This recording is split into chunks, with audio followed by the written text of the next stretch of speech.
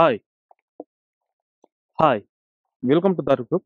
ಇವತ್ತು ನಾವೇನ್ ಮಾಡ್ತಾ ಇದೀವಿ ಅಂದ್ರೆ ಮಾವಿನ ತೋಟದಲ್ಲಿ ನಾವು ಏನ್ ಪ್ರಿಕಾಷನ್ ತಗೋಬೇಕು. ಬೇಸಿಗೆಗಾಲ ಬಹಳ ಜನ ಪ್ರಶ್ನೆ ಕೇಳ್ತಾ ಇದ್ರು, ಏನಂತ ಮಾವಿನ ಹೂ ಉದುರ್ತಾ ಇದೆ, ಹೂ ಉದುರಿದ್ರೆ ಏನ್ ಮಾಡ್ಬೇಕಂತೇಳಿ. ನೆನ್ಪಿಟ್ಕೊಳ್ಳಿ, ಫಸ್ಟ್ ನಾವು ಮಾವಲ್ಲಿ ಏನ್ ಮಾಡ್ತೇವೆ ಅಂತಂದ್ರೆ ಹೂ ಬಿಡೋಕ್ಕಿಂತ ಮುಂಚೆ ಸ್ವಲ್ಪ ಫರ್ಟಿಲೈಸರ್ ನಾವು ಕೊಡ್ಬೇಕಾಗತ್ತೆ. ಅದು ನವೆಂಬರ್ ತಿಂಗಳಲ್ಲಿ ಮಾಡಬೇಕು. ಓಕೆ, ಅದು ಏನಂತ ನಾನು ಸ್ಕ್ರೀನ್ ಮೇಲೆ ಇಲ್ಲಿ ಹಾಕ್ತಾ ಇದ್ದೇನೆ. ನಾನು ಇದು ಒಂದು ಏಜ್ ಗಿಡಕ್ಕೆ, ಅಂದ್ರೆ ಒಂದು 8ರಿಂದ 10 ವರ್ಷ ಇರೋ ಗಿಡಕ್ಕೆ ಈ ಕ್ವಾಂಟಿಟಿ ಹಾಕಿ. ನಿಮ್ಮ ಏಜ್ ಕಡಿಮೆ ಇತ್ತಂದ್ರೆ ಗಿಡದ್ದು ನೀವು ಕಡಿಮೆ ಹಾಕ್ಬೋದು, ಏಜ್ ಜಾಸ್ತಿ ಇತ್ತಂದ್ರೆ ಚೂರು ಜಾಸ್ತಿ ಮಾಡ್ಕೋಬಹುದು. ಓಕೆ, ಇಲ್ಲಿಗ ನಾನು ಏನ್ ತೋರಿಸ್ತಾ ಇದ್ದೀನಲ್ಲ, ಇಲ್ಲಿ ನೀವು ನೋಡ್ಕೋಬಹುದು. ಈಗ ತಿಂಗಳು ಯಾವುದು, ಏಪ್ರಿಲ್ ಅಲ್ಲ, ಇದು ಮಾರ್ಚ್. ಸೊ ಬೇಸಿಕ್ಲಿ ನಾನು ಮಾರ್ಚ್ ಅಲ್ಲಿ ವಿಡಿಯೋ ಮಾಡುವಾಗ ಏನ್ ಮಾಡ್ತೇವೆ ಅಂತಂದ್ರೆ, ಈ ಸೀಸನು ಈ ಟೈಮಲ್ಲಿ ನಮ್ಮ ಹಣ್ಣಿನ ಸೈಜ್, ಓಕೆ ನೀವು ನೋಡ್ಬೋದು, ಇಷ್ಟಿದ್ದಾಗ ಇದಕ್ಕೆ ಫಸ್ಟ್ ಪ್ರಿಯಾರಿಟಿ ನೀರು ಕೊಡಬೇಕು. ಬಹಳ ಜನ ಏನ್ ಮಾಡ್ತಾರೆ, ಹಣ್ಣು ಹಿಡಿದ ಮೇಲೆ ಅಂದ್ರೆ ಫ್ಲವರ್ ಸೆಟ್ಟಿಂಗ್ ಆದ್ಮೇಲೆ, ಫ್ರೂಟ್ ಸೆಟ್ಟಿಂಗ್ ಆದ್ಮೇಲೆ ನೀರ್ ಕೊಡೋದನ್ನ ನಿಲ್ಲಿಸ್ತಾರ. ಅದನ್ನ ಮಾಡಬಾರ್ದು.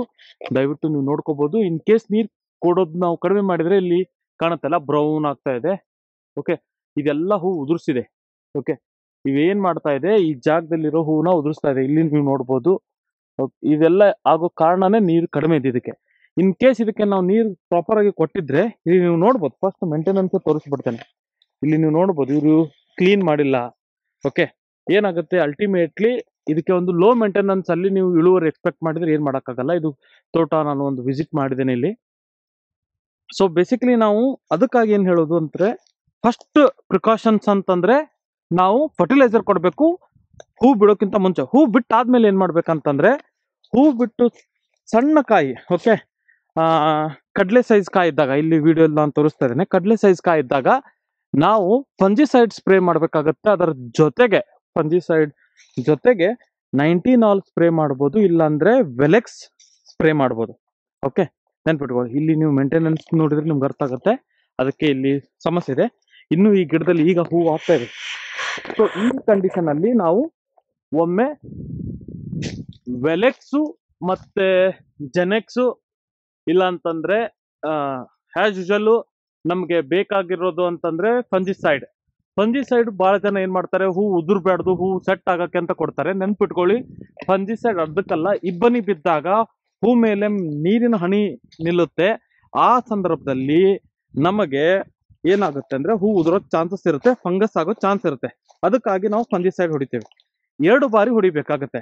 ಒಂದು ಹೂ ಇದ್ದಾಗ, ಮತ್ತೊಂದು ಬಾರಿ ಯಾವಾಗ ಹೊಡಿತೇವೆ ಅಂತಂದ್ರೆ, ನಾವು ನಮ್ಮ ಗಿಡದ ಕಾಯಿ ಕಡ್ಲೆಕಾಯಿನಷ್ಟು ಇರ್ಬೇಕು. ನಾನು ವಿಡಿಯೋ ಅಲ್ಲಿ ತೋರಿಸ್ತಾ ಇದ್ದೇನಲ್ಲ, ಆ ಸೈಜ್ ಅಲ್ಲಿ ಇದ್ದಾಗ ನೀವು ಹೂ ಹೊಡಿಬೇಕು. ಆಮೇಲೆ ಇಷ್ಟ ಆದಾಗ ಏನ್ ಮಾಡ್ಬೇಕು, ಗಿಡದ ಹಣ್ಣು ಈ ಸೈಜಿಗೆ ಬಂದಾಗ ನೀವು ನೀರನ್ನ ಕೊಡ್ತಾನೆ ಇರ್ಬೇಕಾಗತ್ತೆ. ಅದಕ್ಕೆ ಮುಂಚೆ ನೀರು ಬಂದ್ ಮಾಡಿ ನಡೆಯುತ್ತೆ, ಬಟ್ ಈ ಸೈಜ್ ಆದಾಗ ನೀರು ಕಂಪಲ್ಸರಿ ಬೇಕಾಗತ್ತೆ. ನೀರಿದ್ರೆ ಮಾತ್ರ ಹೂ ಉದುರೋದಿಲ್ಲ, ಇಲ್ಲಾಂದ್ರೆ ಕಾಯಿ ಉದುರೋದಿಲ್ಲ ಈ ಸ್ಟೇಜಿಗೆ. ಇಲ್ಲ ಅಂತಂದ್ರೆ ಇಲ್ಲಿ ನೀವು ನೋಡಿದ್ರಲ್ಲ ಈ ರೀತಿ, ಓಕೆ, ಕಪ್ಪಗಾಗೋದು, ಉದುರೋದು, ಇದೆಲ್ಲ ಡ್ಯಾಮೇಜಸ್ ಅಂತೇವೆ ನಾವು. ಓಕೆ, ಫ್ರೂಟ್ ಡ್ಯಾಮೇಜಸ್ ಆಗುತ್ತೆ. ಫ್ರೂಟ್ ಡ್ಯಾಮೇಜ್ ಆತಂದ್ರೆ ಅಲ್ಟಿಮೇಟ್ಲಿ ನೀವು ಲಾಸ್ ಅಲ್ಲಿ ಇರ್ತೀರಾ. ಗಿಡದ ಸುತ್ತಲೂ ಕ್ಲೀನ್ ಇಡೋದು ಮ್ಯಾಂಡೇಟ್ರಿ. ಗೊಬ್ಬರ ಕೊಡಂತಂದ್ರೆ ಬಹಳ ಜನ ತಪ್ಪು ಮಾಡ್ತೀರಾ. ಆ ಮೂಲೆಗೆ ಹೋಗಿ ಆ ಗಿಡದ ಬಡ್ಡೆಯಲ್ಲಿ ಕೊಡ್ತೀರಾ. ಗೊಬ್ಬರ ಯಾವತ್ತೂ ಇಲ್ಲಿರ್ಬೇಕು. ಗಿಡದಿಂದ 6 ಅಡಿ ಮಿನಿಮಮ್. ಓಕೆ, ಗಿಡದಿಂದ 6 ಅಡಿ ಮಿನಿಮಮ್ ಸರ್ಕಲ್ ಆಗಿ ಕ್ಲೀನ್ ಮಾಡ್ಬೇಕಾಗತ್ತೆ. ಅಲ್ಲಿ ಕ್ಲೀನ್ ಮಾಡಿರೋ ಎಡ್ಜ್ಗೆ, ಅಂದ್ರೆ ನಮ್ಮ ಕ್ಯಾನೋಪಿ ಗಿಡದ ಎಲೆ ಎಡ್ಜ್ ಏನ್ ಬರುತ್ತೆ, ಅದೇ ಲೈನ್ ನಾವು ನೋಡಿ ಹೆಚ್ಚು ಕಡಿಮೆ ಗೊಬ್ಬರ ಇಲ್ಲ ಹಾಕ್ಬೇಕಾಗತ್ತೆ. ಓಕೆ, ಇದಕ್ಕೆ ವರ್ಷಕ್ಕೆ 2 ಸರಿ ಗೊಬ್ಬರ ಕೊಡ್ತೇವೆ. ಮಳೆಗಾಲ ಅಂದ್ರೆ ಹಣ್ಣು ಹರಿದ ಮೇಲೆ ನಾವು ಕೊಟ್ಟಿಗೆ ಗೊಬ್ಬರದ ಜೊತೆ ಮೈಕ್ರೋ ನ್ಯೂಟ್ರಿಯೆಂಟ್ಸ್ ಅವನ್ನೆಲ್ಲ ಕೊಡ್ತೇವೆ. ಅದು ಇನ್ನೊಂದು ವಿಡಿಯೋಲಿ ಬೇಕಂದ್ರೆ ನಾನು ತಿಳಿಸ್ಕೊಡ್ತೇನೆ. ಈಗ ನೆನ್ಪಿಟ್ಕೊಳ್ಳಿ, ಈ ಸೈಜ್ ನಿಮ್ದು ಕಾಯಿ ಇತ್ತಂದ್ರೆ ನಿಮ್ಮ ಮಾವು, ದಯವಿಟ್ಟು ನೀರು ಕೊಡಿ. ನೀರು ಕೊಡೋದನ್ನ ನಿಲ್ಲಿಸ್ಬೇಡಿ.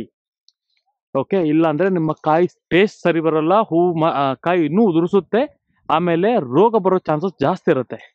ಇಷ್ಟನ್ನ ನೀವು ಫಾಲೋ ಮಾಡಿ. ಈ ವಿಡಿಯೋ ನಿಮ್ಗೆ ಹೆಲ್ಪ್ ಆಗಿದ್ರೆ ಖಂಡಿತ ದಯವಿಟ್ಟು ಇದನ್ನ ಶೇರ್ ಮಾಡೋದು ಮರಿಬೇಡಿ.